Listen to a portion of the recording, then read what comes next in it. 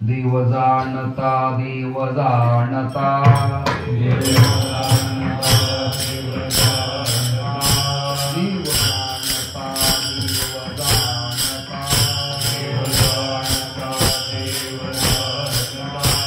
आपल्या सत्ता एका एकी आपल्या सत्ता एका आपल्या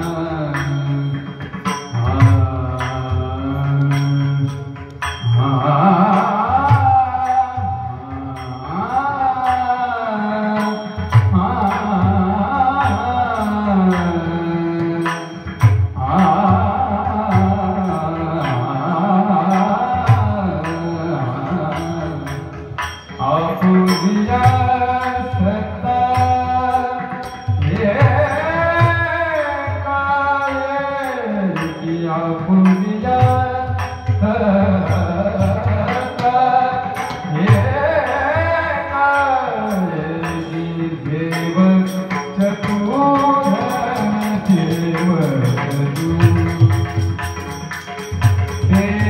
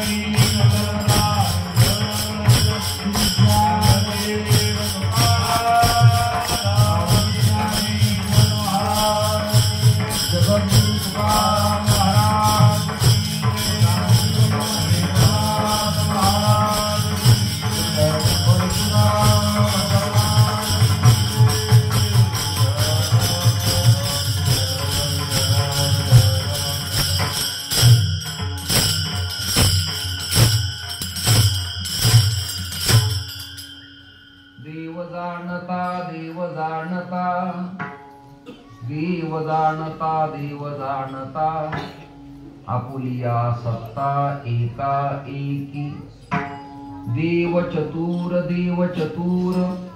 जाणोनी अंतर वर्ततसे देव निराळा अलिप्त विटाळा म्हणे तुका किंवा तुका म्हणे देव चतुर जाणोनी अंतर वर्ततसे महायोगपीठे तटे भीमरथ्याम वरम पुंडरीकाय गातुं मुनीन्द्रैः समागत्य तिष्ठन्तमानन्द कंदम परब्रह्मलिंगं भजे पांडुरंगम गजाननं भूतगणाधिसेवितं कपित्थजम्बुफलचारुभक्षणम् उमासुतं शोकविनाशकारकं नमामि विघ्नेश्वरपादपङ्कजम् भूभारतीय करण्या सुफला जयानी तोडून दुर्गम कडे गिरीचे बलानी केली विमुक्त सरिता बहुनीरदाजी कमी करा त्या वंदने परशुराम पदास माझी तुका हा तुकावा परब्रह्म रूपी तुकिता तुका पावला सस्वरूपी तुका स्वामी हे नाम वाचे शिगाता बहुसा मिळा पावला वर महाता प्रतिष्ठा गोदावरीचा निवासी असा भक्त जो आवडी श्री हरीसी तया आठविता थोर आल्हाद चित्ता नमस्कार माझा सद्गुरु एकनाथा भक्तीने घटला हरी सपटला जो जाणता वाटला संसारी कसला न अन्य असला जो विठ्ठला भाळला ज्ञानाचा घटला भला मज भला ऐसा जगी बोधला त्या श्री संत सद्गुरु माणकोज चरणी साष्टांग मी घातला मस्तक हे पायावर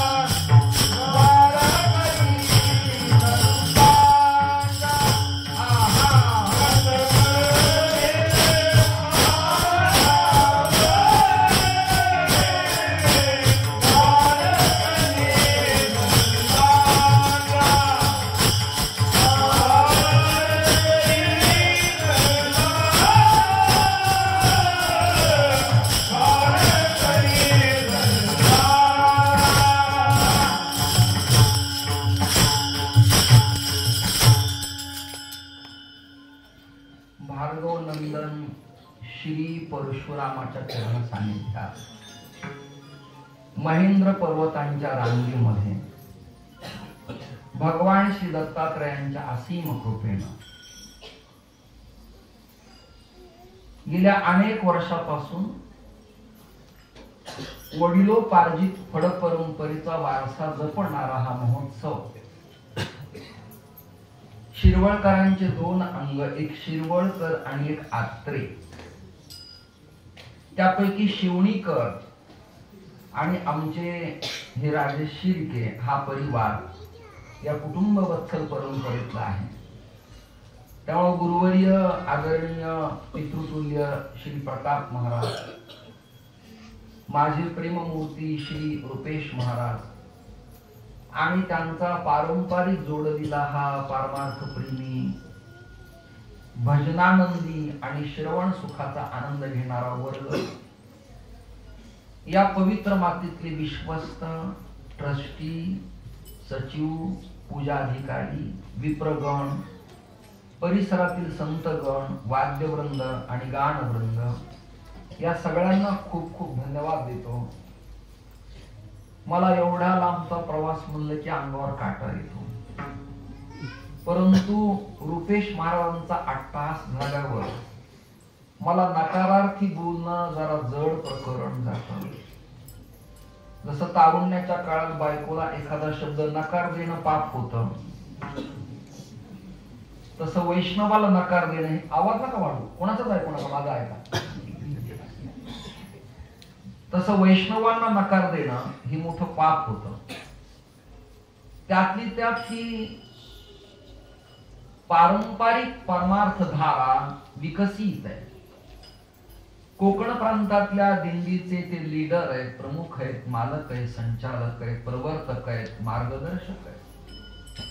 हे अनंत शब्द आपल्या समोर देतो, त्यातला तुम्हाला फावेल, आवडेल तो स्वीकारा, अन्य त्याग करा. श्राद्ध कर्मात एक संकल्प असा आहे, यद रोचते तद्ग्राह्यम, यद न रोचते तत्त्याज्यम. कीर्तनात जे आवडतं ते स्वीकारा, देवाला आवडतं ते अंगीकृत करा, समाजाला भौतिक लोकांना आवडतं ते व्यावृत्त करा, म्हणजे त्यागा असा त्याचा अर्थ आहे.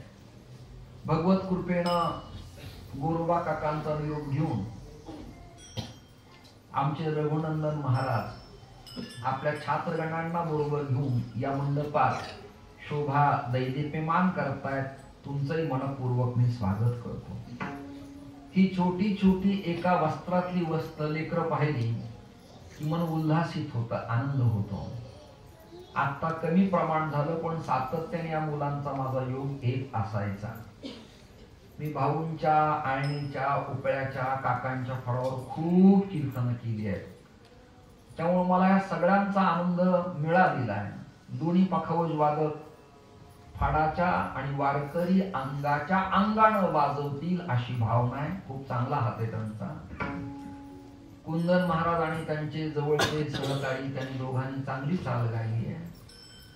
आता श्री महाराज माझ्या मागे बसले, परंतु नियम असा आहे, पहिल्या 2, मधल्या 2 आणि शेवटच्या 2 अशा बेतरिक 6 चाली आहेत.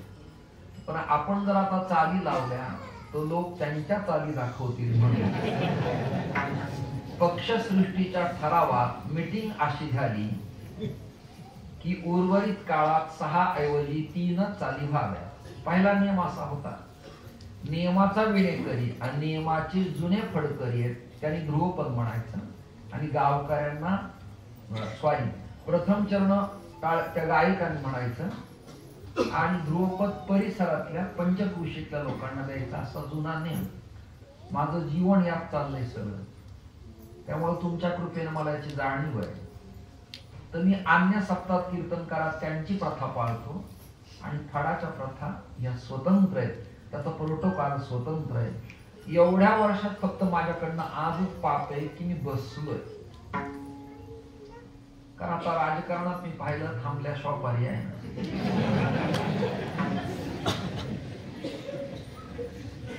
लाटा मागून लाटा येत आहेत, नवीन नेते निर्माण होत आहेत, नवीन गोवा गायक वादक निर्माण होत आहेत. आपण किती दिवस लोकांच्या समोर झुंजत जाणार आहे? उभारून पडण्यापेक्षा आधीच आल्या आल्या जोशींच्या घरी माझी खूप सेवा केली त्यांनी. औषच्या घरी खूप सेवा, त्यांची बाबाई करायची, आई पण करायची. मला येती भिक्षा ते देतात. आणि भार्गव परशुराम लोटे या तीर्थात येताना मी दिवसभर काही घेतच नाही. काही ते लोक मला प्रेमाने कीर्तन झाल्यावर विचारतात, आता काय घेणार? म्हणलं पाकिट.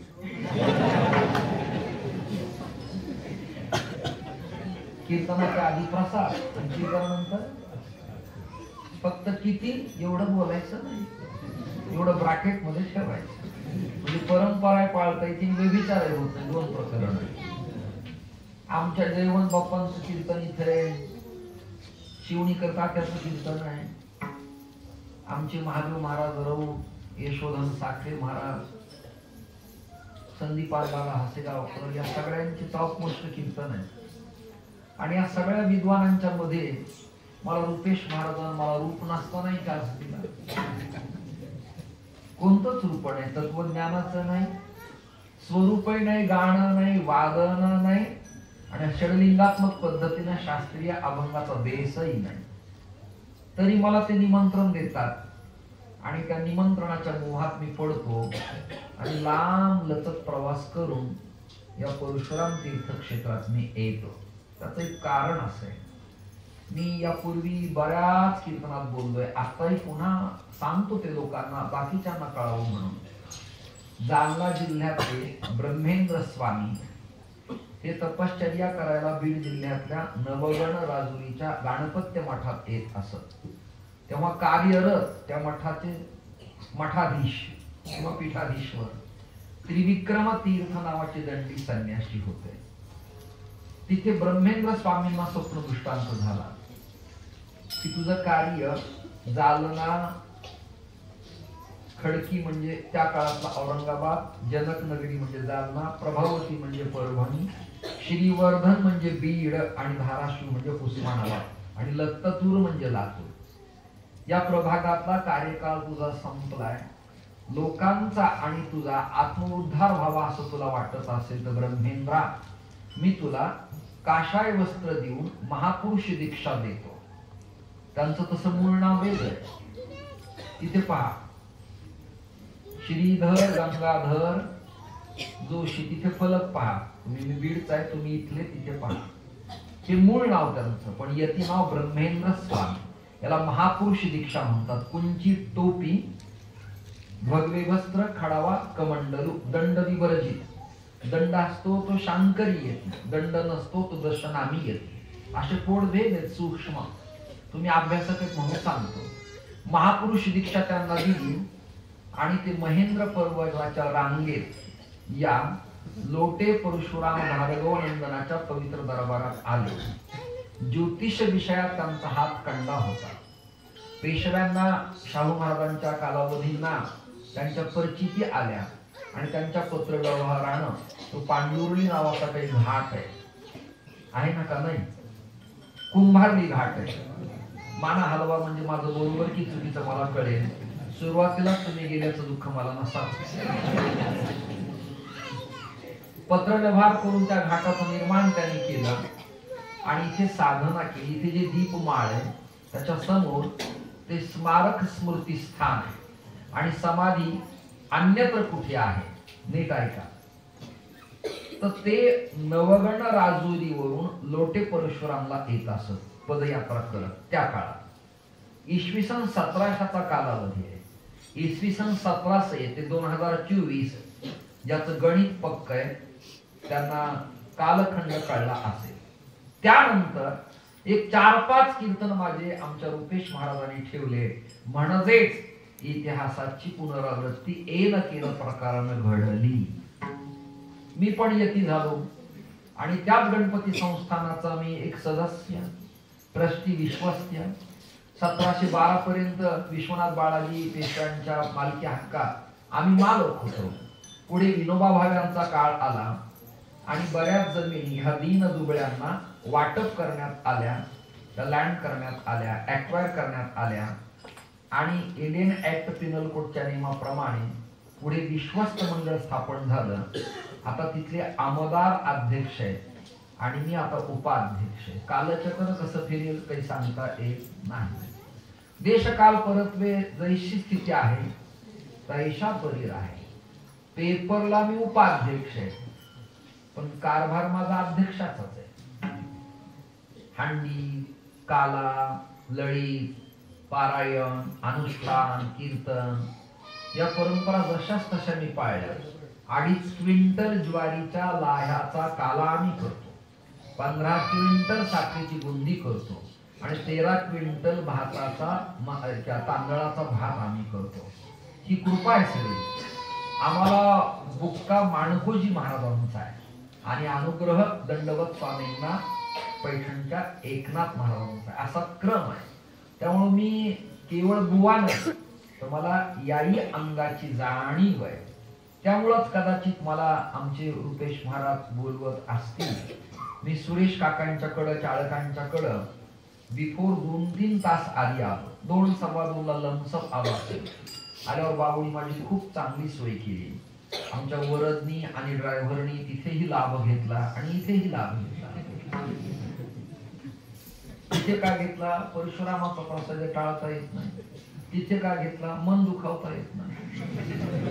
हे दोन्ही कारण करायला मीच कारणीभूत आहे.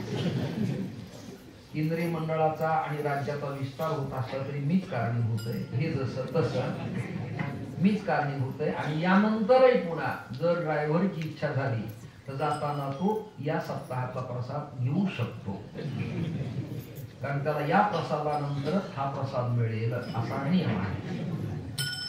दोन्ही वादकांना टाळकऱ्यांना धन्यवाद देतो. वेळ प्रचंड झाला. 7ला मीना माझ्याकडे अपेक्षित होता. मला बोलायला सुरुवात 8ला झाली आणि कीर्तन तर 9ला संपलं पाहिजे. काही प्रसाद आहे, लोक लांबून कोणाच्या ट्रेन आहेत, कोणाचे प्लेन आहेत, कोणाला आपापल्या दुचाकीच्या गाडीवर जायचे. लोक उठून जाऊन कीर्तन पडण्यापेक्षा इज्जतीत राजीनामा चांगला. त्यामुळे तासभरात कीर्तन करू, जास्त कीर्तन करण्याची आवश्यकता नाही. तसा फडाचा क्रम दुहेरी चाली. उच्चैर घोषैहि वेदवाक्ये उच्च स्वरात चालू म्हणाव्यात 1. बैठकी भजनाला नर्म स्वरात म्हणाव्यात 2. बैठकी भजनात विलंबित ठेका असावा आणि कीर्तनात उठावण असावी असा नियम आहे. पडण आणि वादन उच्च स्वरात असावी लागते. मला परशुरामला येण्यात अजून एक आनंद असा आहे, इथल्या क्षेत्रोपाध्याय जोशांच्याकडे मला प्रसाद मिळतो. 1 सांगू नये मी माझ्याकडनं पाठ होईल, पण पूर्वाश्रमी ते माझे रिलेटिव्ह आहेत, म्हणजे माय ओल्ड रिलेटिव्ह, माझे जुने नातलग आहेत, ते याचे नातलग आहेत. त्यामुळं ते पण नातं आणि वारकरी अंगानं रुपेश महाराजाकडे माझं नातं. मी दोन्ही नात्यातला, पण मी नात्यातला.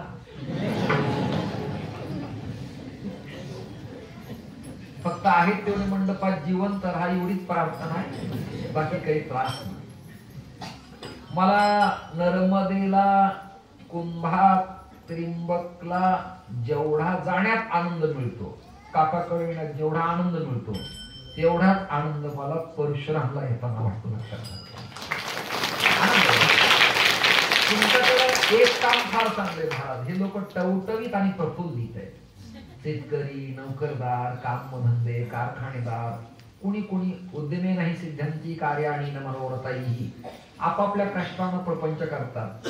पण मंडपात येताना वारकरी संप्रदायात कसं टवटवीत होऊन यावं हे कोकण प्रांताकडनं शिकावं. या माता भगिनी सुद्धा म्हणजे शृंगार करावा तो लग्नातच नाही तर परमार्थात सुद्धा करावा.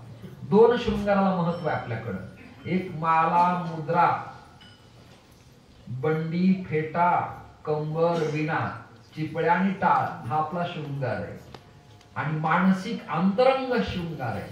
असे 2 शृंगार करून सप्ताह हा तत्वज्ञानाच्या रसाची उधळण करत असतो. त्यामुळे तुमच्याकडे येताना मला आनंद वाटतो. मन कंटाळून जातं, शरीर थकतं, पण इथं आल्यावर बुद्धी पुन्हा चालना देते. ज्ञानोबरांचं वचन आहे, फार छान आहे. बुद्धीचे वैभव अन्य नाही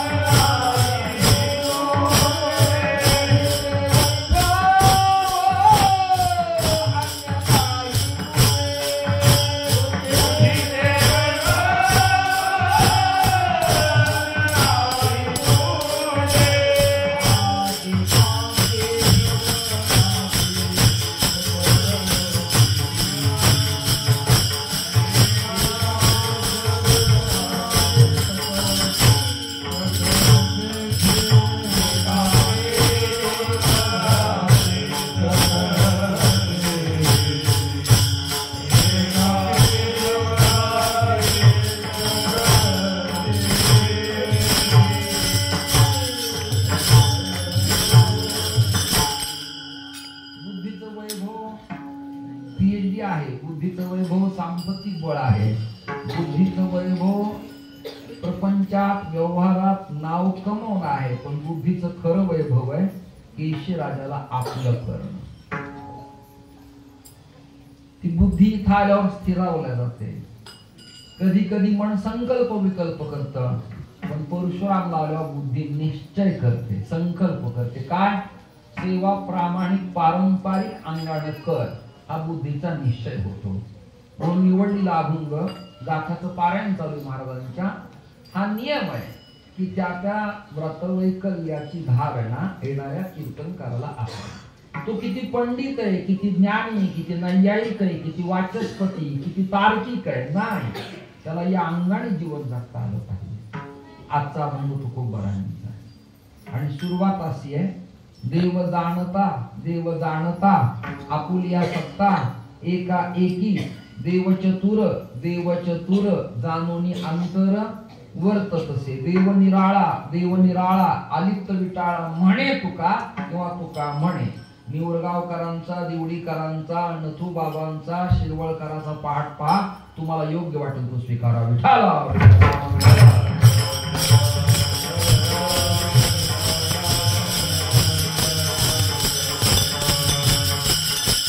या जगात अन्य देवी देवता नाहीत का? आहेत ना, खूप आहेत.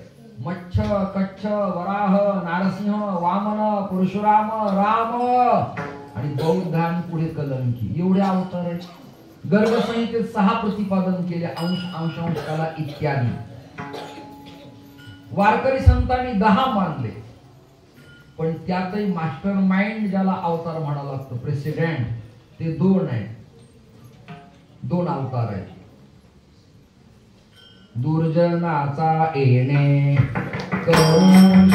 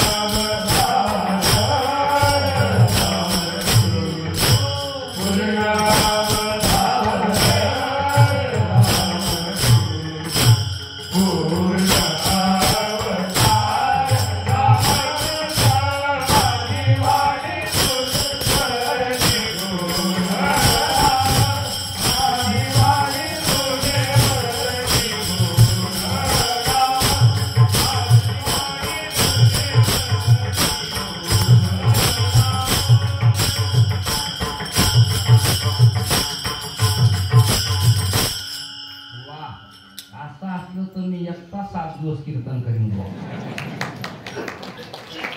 एवढ्या ओंगाळवाण्या चाली म्हणालेत आपल्या विचार बघा आणि आणले वापरमान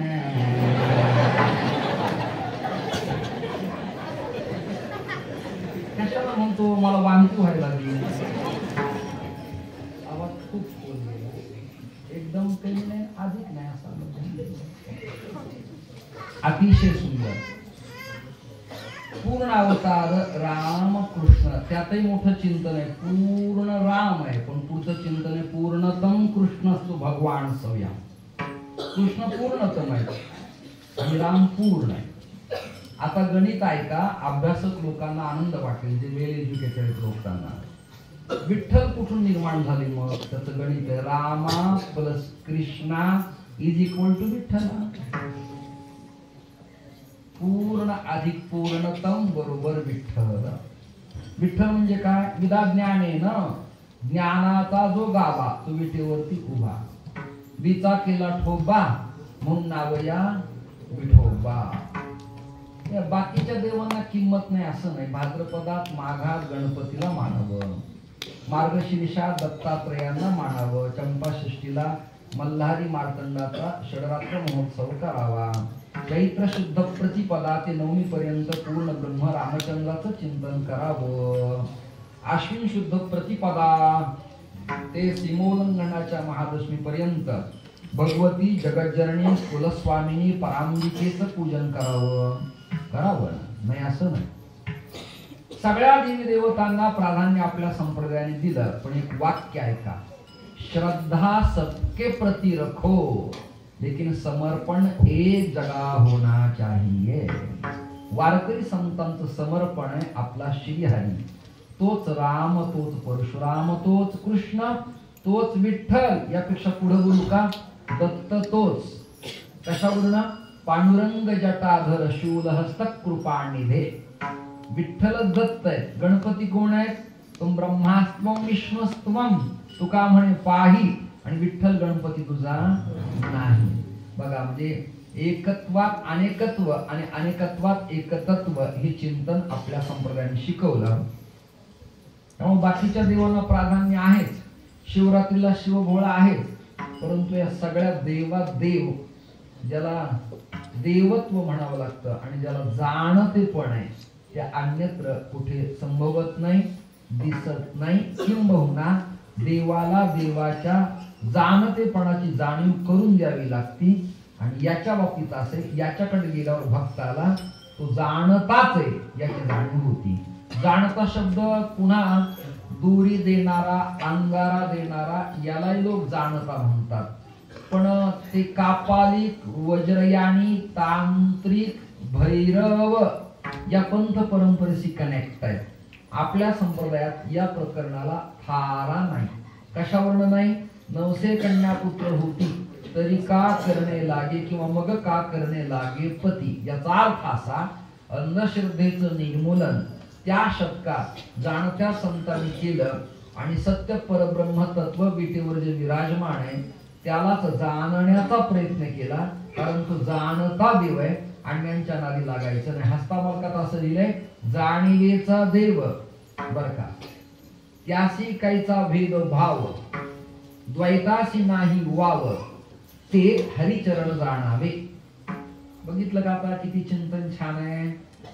देव देवच आहे द्वैताचा भाव त्याला पसंत नाही त्याला अद्वैत कुसले विरळा जाणे या पथावर जगावं लागतं जावं लागतं यावं लागतं असा तो देव आहे काही दृष्टांत देतो म्हणजे तुमच्या कानावर येईल नाडी चेकअप करणारा गोल्ड मेडलिस्ट आयुर्वेदाचार्य डॉक्टर किंवा वैद्य म्हणा त्याला कधी कधी पेपर रक्त लघवीचे न पाहता रिपोर्ट न पाहता migraine CT scan MRI ECG न तपासता तो नुसतं नाडीला हात लावतो आणि त्याला कळतं वात पित्त आणि कफ त्रिदोषात याला विकार पित्ताचा आहे की वाताचा आहे की कफाचा आहे त्याला कळतं आणि बिनचूक औषधी उपचार आयुर्वेदाचार्य देतो व्याधी उच्चाटन आणि व्याधी निर्मूलन असे दोन प्रकरण आहेत ॲलिओपॅथी होमिओपॅथी इलेक्ट्रोपॅथीनं व्याधी निवारण होतं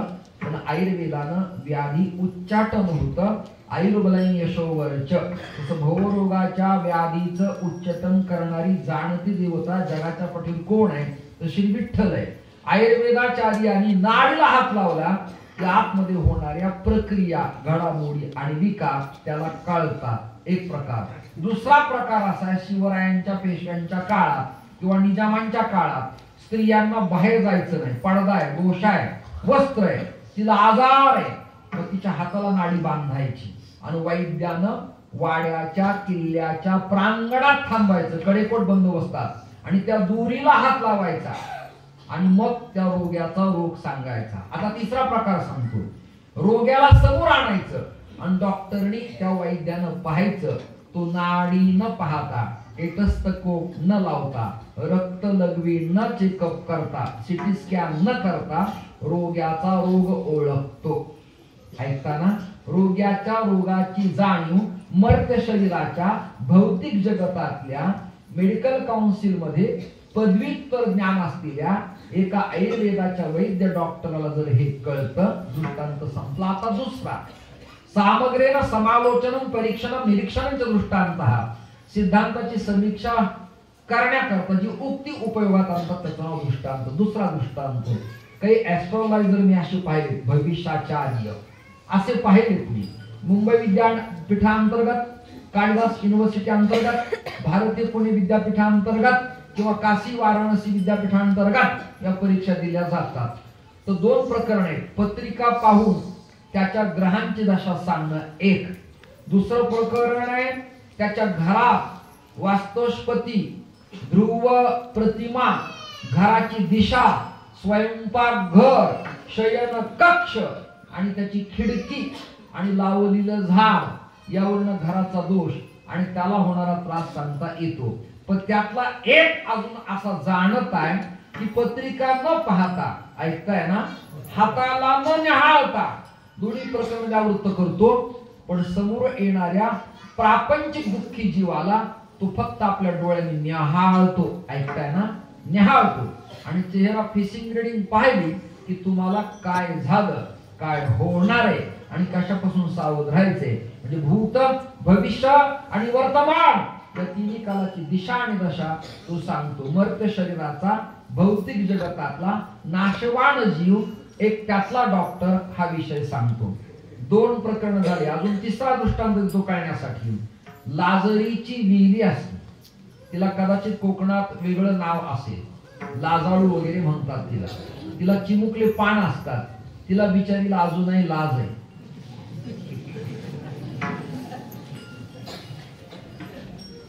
ते ज्यांना कळलं नाही ते प्रसाद घेऊन जा, मला तिला अजूनही लाज आहे. परमार्थात, राजकारणात, चारित्र्यात, पातिव्रत्यात, प्रपंचात, सत्तेत, कार्यात, पूजेत, विधिविधानात, शास्त्रात, परंपरेत तिला अजूनही. विज्ञान आलं, काळ बदलला, परंतु तिने तिची परंपरा सोडली. तिला अजूनही बिचारीला लाज वाटते. आता खूप पुरोगामी अभ्यास स्टडी करणारे निघाल्यामुळे लाज नावाचा प्रकार शिल्लक राहिला असेल असं मला वाटत नाही. याला उदाहरण सांगतो. कोणा एका मुलीला मी म्हणालो, बेटा तुझं लग्न करायचं काम माझं, मी गावोगावी फिरतो, उत्तम वर तुला मी पाहिली, कन्यावर येते रूपम, माता वित्तम पिता श्रुतः, बांधवा फुलमिच्छन्ति, मिष्टान्न मित्रे जनः. मला हा श्लोक आवडला. आम्ही तयारीला लागलो. जरा पर्सनॅलिटी चांगला असलेला, देखणा जरा यांच्यासारखा स्वरूपवान सुंदर मुलगा एक पाहावा या दृष्टीने मी कोकणापासून विदर्भापर्यंत, खानदेशापासून थेट मराठवाड्यापर्यंत सगळीकडे फिरलो फिरलो फिरलो फिरलो. एक मुलगा पसंत केला. मुलीच्या समोर मी आणला. तिला म्हणलं, बाई मुलगा कसा आहे, तुला पसंत आहे का? ती मला म्हणाली, आय्या तुम्ही हा मला दाखवणार होतात का? म्हणलं हो आई, मी त्याची तर माझी पुण्यात कितीतरी वेळेला भेटी झाली, आम्ही दोघे पिक्चर बरोबरच पाहिला. दृष्टांत संपला.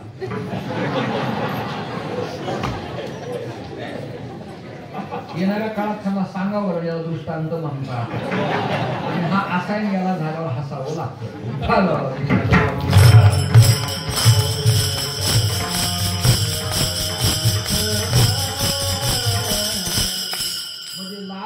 हा प्रकार घडला असती, नियमावली भारतीय संस्कृतीची इंडियन कल्चर सोसायटी पाळली असती तर ती असं मला म्हणाली नसती की माझी पहिलीच ओळख आहे आणि आम्ही दोघांनी एकत्र सैराट पाहिला असं ती म्हणाली नसती.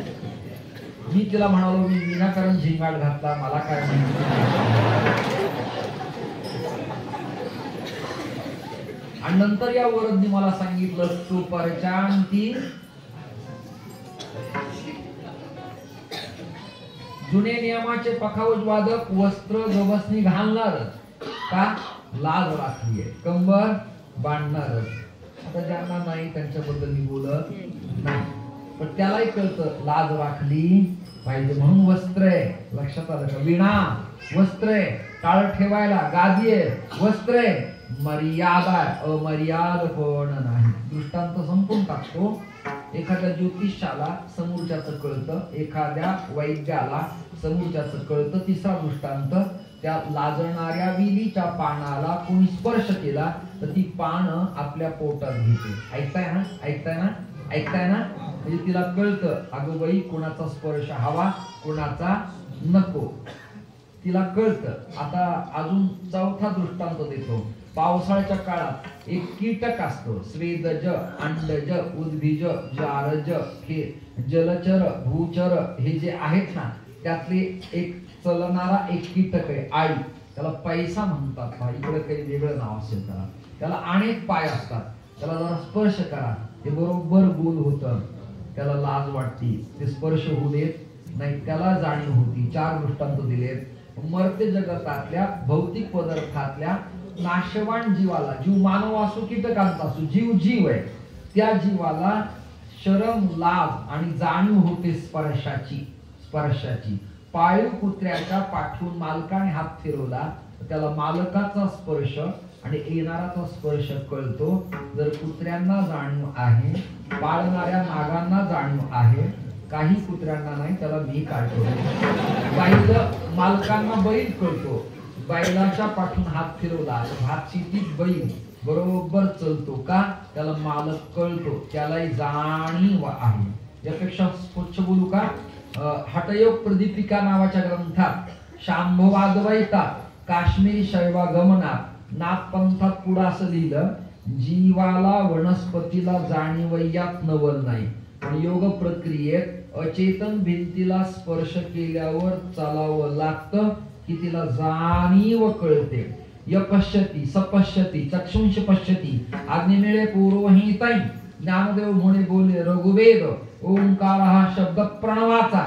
जगात सगळ्या प्राण्यांना सर्कस मध्ये प्रवेश आहे म्हणे, पण रेड्याला नाही. एवढा निर्बुद्ध अंगणवाडीतही नाही, इंद्रिय प्राथमिक मध्ये नाही, माध्यमिक मध्ये नाही आणि उच्च पण नाही आणि उच्चतंत्र शिक्षणामध्ये पण नाही, IT-तही नाही आणि मेडिकल काउन्सिलला पण नाही, लॉयर होताना कायद्यातही नाही, असा निकामी असलेला प्राणी. पण संतांच्या स्पर्शानं त्याला सुद्धा जाणीव होते. या सगळ्यांना जर जाणीव होते तर गळ्यात घेतलेल्या विणेच्या तारेला वादकाच्या बोटाचा स्पर्श झाला की झंकार निर्माण होतो, जाणीव होते त्याला. मेलेल्या पशूंचं चर्म पुडी आणि पान पखावजाचं, पण कणिक लावून आघात केला की नादब्रह्म व्हावा ही त्याला जाणीव होते. किती दृष्टांत देऊ तुम्हाला, हे दृष्टांत सकाळपर्यंत देत राहील तुम्हाला मी नॉनस्टॉप पंचतंत्रातले. ऐकता का? त्याला जाणीव होते. तर जग उत्पत्ती करणारा ब्रह्मांडाचा नायक, कर्तुम अकर्तुम अन्यथा कर्तुम, त्रिकालाबाधी सत्यत्वानं ज्याची चिरस्थिर अखंड निर्व्याज सत्ता आहे, त्या ब्रह्मांड नायकाला, त्या श्रीहरीला जाणता म्हणावं की अजाणता म्हणावं? त्याचं उत्तर आहे जाणता म्हणावं. आता इथपर्यंत सगळा बेस पक्का झाला. आता महाभारतातला दृष्टांत देतो. तुम्ही सगळेजण आहेत तेवढे सावध राहा, जागे राहा, ऐकत राहा, उघडा डोळे, बघा नीट ABP माझा.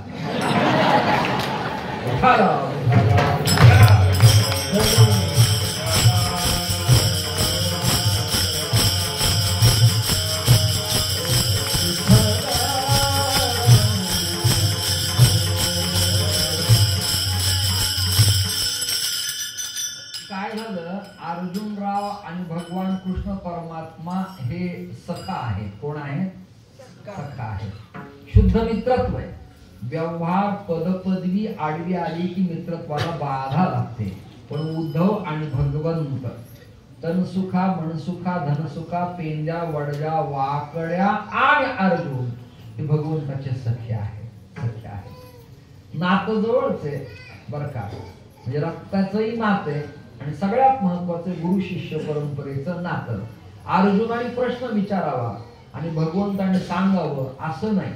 लगेच अभंग ऐकला की फोनवर विचारलं, महाराज या अभंगाची संगती कशी आहे? अरे गुरुकुलात ये, झाड धरा, झाडाला पाणी घाल, गाईच्या अंगण हात फिरव, शेण काढो, रांगोळी काढ, ताट धुणार, पेट्याची घडी घाल, तद्विधी प्रणिपातेन परिप्रश्नेन सेवया उपदेक्षन्ति ज्ञानम ज्ञान तत्वदर्शना तनु मनुजीवे चरणाशी लागावे, अगर्वता करावे, अंडरलाईन दास्य सकळ मग अपेक्षित जे आपुले. बसल्या बसल्या विचारायला लागला अद्वय आनंद अर्थसंगती कशी. म्हणलं धुवून काढावी. तुला अक्कल आहे का पाणी न्यायची तरी? आणि नको तिथं प्रश्न विचारायला लागला. विचारणाऱ्यालाही डोकं असावं आणि सांगणाऱ्याला दिवाण डोकं दिलेलं असावं. केवळ फिट बांधण्यापुरतं नाही तर ते आतून असावं लागतं. अर्जुनराव आणि भगवान कृष्ण परमात्मा फिरायला निघाले. निघाल्यानंतर अर्जुनाचं लक्ष परशुरामच्या कीर्तनापेक्षा आणि टाळकऱ्यांच्या पेक्षा लक्ष केंद्रित झालं होतं परमात्म्याच्या घरात. कोणाच्या? आता परमात्म्याच्या घरात जर सीसीटीव्ही फुटेज आणि कॅमेरे अपडेट असताना अर्जुन प्रक्रिया करतो तर कृष्णा एवढे चतुर्थीने आम्ही नाही. आपल्या घरात काय प्रकार घडत असेल ज्याचं ते सगळेजण आत्मचिंतन करा. ब्रह्मांडाचा नायक पण त्याच्या घरातच अर्जुनाने हात घातला. अर्जुनाला रथात बसवलं आणि भगवान कृष्ण परमात्मा उगाच सांगतो बरं का दृष्टांत म्हणून, कोकण प्रांतासारख्या सुंदर निसर्गरम्य पर्वतांच्या रांगेत हिरवळी वाहणाऱ्या खळखळ पाण्यात निरभ्र आकाशात टिपोर चांदण्यात श्रीहरी आले. पाणी उत्तम वाहतंय. कोकणात हवा, वृक्ष, वेली, डोंगर, पर्वतांच्या रांगा फारच उत्तम आहेत. मला मोह आवडत नाही इकडे आलं. इतकं सुंदर वातावरण सुरेल. अर्जुनाला वाटलं चला नास्तिक मतवाद्यांची संख्या वाढण्याच्या आधी आपण कोकणात चक्कर मारलेली बरी. चिपळूण, रत्नागिरीला, गुहागरला, खेडला आपण जायला पाहिजे पावसला वगैरे म्हणून त्याने ठरवलं. अर्जुनाला रथात बसवलं आणि रथ चालवायला आता कोण आहे? कोण आहे? भगवान कृष्ण परमात्मा. रथात बसायला कोण आहे? अर्जुन. चालवायला कोण आहे? कृष्ण. बिथरलेल्या घोड्याच्या तोंडात लगाम कसा असावा हेही ज्ञान भगवंताला. तो काटेरी असावा. काटेरी लगामानं घोडे आखडल्या जातात, कंट्रोल होतात, धावत नाहीत, वेगवान चलत नाहीत, मारलं ब्रेक की थांबतात. त्याला काटेरी लगाम लागतो. म्हणून भगवंतानी घोडे पळवले आणि सुंदर निसर्गरम्य वातावरण आल्या अर्जुन म्हणाले, देवा हे माहौल बढ़िया है, उत्तम है, यहाँ गाडी रुका दो. भगवंताने लगेच घोडे आखडले आणि घोडे थांबले. आता या बिलात घोडे कुठून आणू मी आता?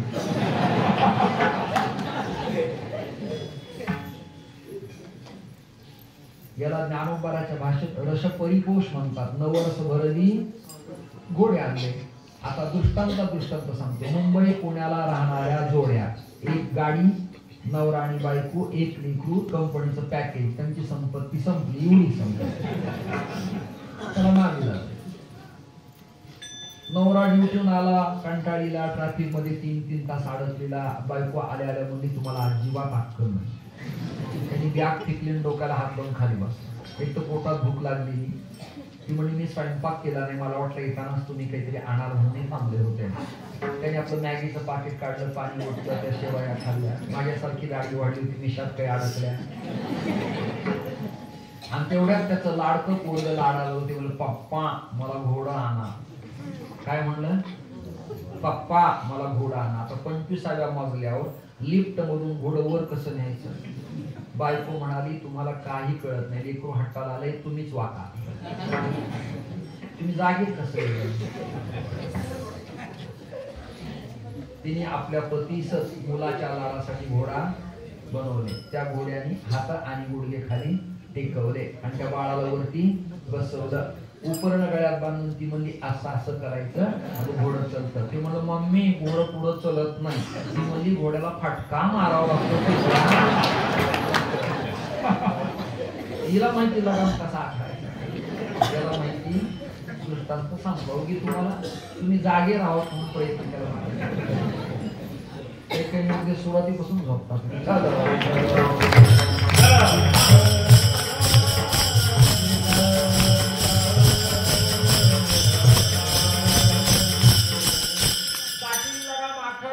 घोडे थांबले. भगवान परमात्मा अर्जुनाला म्हणाले जरा थांब, मी घोडे पण सोडतो, त्यांना चरायला पण पाणी पण पाजतो आणि निवांत झाडाखाली मी बसतो. तुला जे अपेक्षित आहे ते कर आणि परत ये. अर्जुनराव पाण्याच्या सरोवरात आले, पाय वगैरे सोडले पाण्यात आणि किती थकलेला मनुष्य असू द्या, जीवो देवस्य जीवनम, पाणी हे माणसाचं जीवन आहे. मला महेंद्र पर्वतावर आल्यावर परशुराम भगवंताच्या दरबारात पाण्याचं कुंड पाहिलं की आनंद वाटतो, समाधान वाटतं. वरती गेलो मी दत्तात्रयांच्या पादुकाजवळ, तिथे गोमुखातनं पाणी द्रवतंय, मला फार आनंद वाटतो. मी बाबूंना म्हणालो मला वर घेऊन चला, मला ते पाहू द्या. ते डोळे पाणी घेतलं, आचमन केलं आणि माझी काया माझ्या मनानेच मी प्रसन्न करून घेतली. श्रोते हो, पाणी आणि हिरवळ हा निसर्गाचा नियम आहे. Bachelor of naturopathy and yoga science complete करत असताना योगा प्राणायामास वाहणारी हवा, निरभ्र आकाश, टिपोर चांदण, वटवृक्ष, पिंपळाची शीतल छाया आणि पाणी याला फार प्राधान्य देण्यात आलेलं आहे. ज्ञानोबऱ्यांच्या ओव्या काढा, वज्रापासून कठीण, या सगळ्या ओव्या मागे पुढे पहा.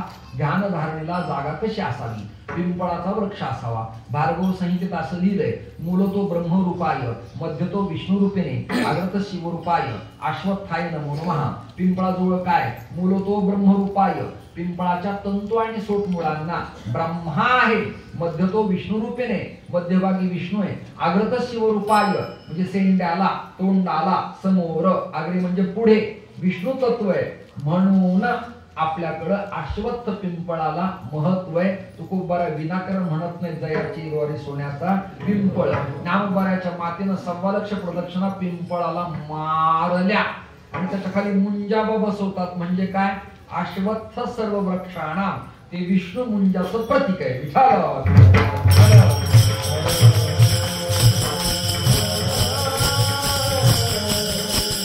वटवृक्ष आहे, चिंचेची झाड आहेत, निंब आहे, कदंब आहे, सगळे वृक्ष आहेत.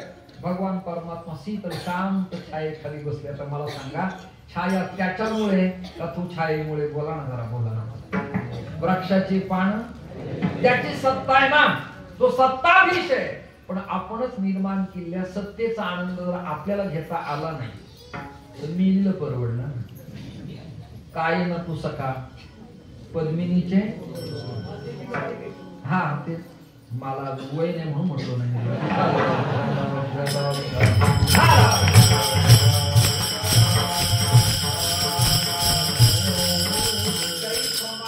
आपली पोक्तता झाल्या विना, म्हणजे आपण परिप्लुत आणि परिपक्व झाल्या विना विधान वापरू नये, असा एक जुना आघात नियम आहे. असं श्रोते हो, परमात्मा बसले निवांत आणि अर्जुनाने पाय पाण्यात सोडले. हातपाय धुवून फ्रेश झाला. शॅम्पू नव्हता, विकोटरवरी क्रीम नव्हती, वेअर अँड लवली नव्हती, अँटी रिंकल क्रीम रामदेव बाबाची नव्हती, काही नव्हतं. आरोग्याचे रक्षण करीतो लाईफ दोन नव्हता, वाटिका शॅम्पू नव्हता, काय हे सगळे वापरून पाहिले कोण मला माहिती. लांबलच कुरळे केश, गालावरती बट आलेली आणि घुंगराळे केस, परमात्म्याचे लालबुंद ओठ, तसा अर्जुन त्याचा सखा, चाफ्याच्या कळीसारखं नाक, नेत्र कमलाकार आणि बासमती तांदळासारखे त्याचे दात.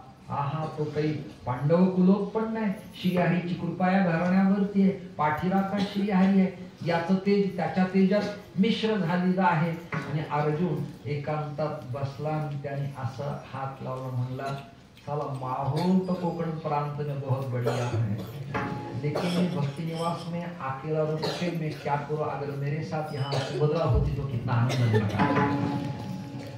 ऐकू आलं तुम्हाला सगळ्यांना? हल्लीच्या कॉलेज स्टुडंट पोरांना असं वाटतं, असं नाही. हे अर्जुनालाही वाटतं.